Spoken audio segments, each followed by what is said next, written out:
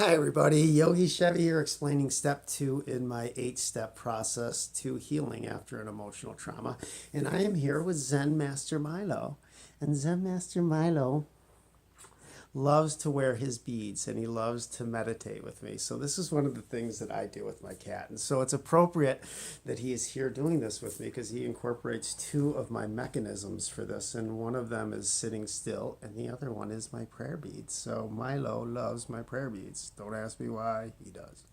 Anyway, so I just want to talk to you about step 2, and step 2 is simply this: it's just allowing ourselves the space to feel the way that we feel. And what I would do when I was going through this, and I just, was just one raw nerve of feelings, was I didn't even know where to begin to process it. And so what I would do is just force myself to sit in meditation for at least 20 minutes a day. And I know that that's hard for some people to do. And let me just prelim this by giving you a couple of pointers when it comes to like meditation, just allowing yourself just to feel. The only commitment is that you sit on the ground or be in a space that is about the size of a yoga mat, and that's what I would do. You don't even have to sit on the ground. I mean, I end up sitting all the time, but you can do whatever you want. I mean, I allowed myself space on my mat that I could do whatever I wanted to in that space.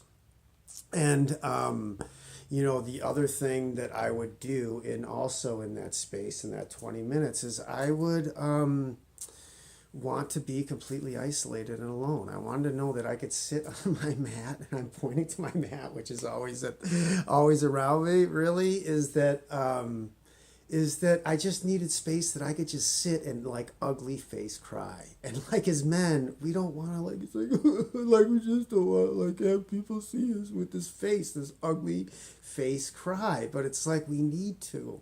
People, we need to let these emotions out, because if we don't, they just end up boomeranging back on us and hurting us. So in this step, I really had to allow myself that space to feel, and to feel however I felt. And like, in that space, now I really love to just meditate, and really I meditate with just my beads and most of the time my cat.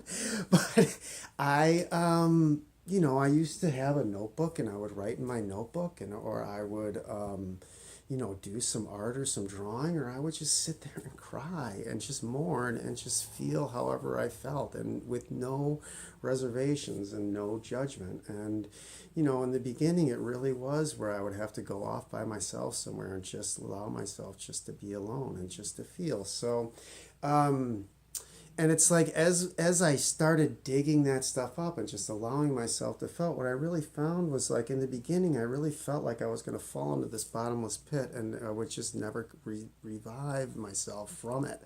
Where really it was just like when I took it in small gulps like that, like it was like a really place where I could process it, get through it, and where it really stopped haunting me and sucking all of my energy. And that's really what we're kind of like all about, right? So healthy energy flows, throughout our body and our minds and our hearts and our chakras. So me and Milo are going to bounce.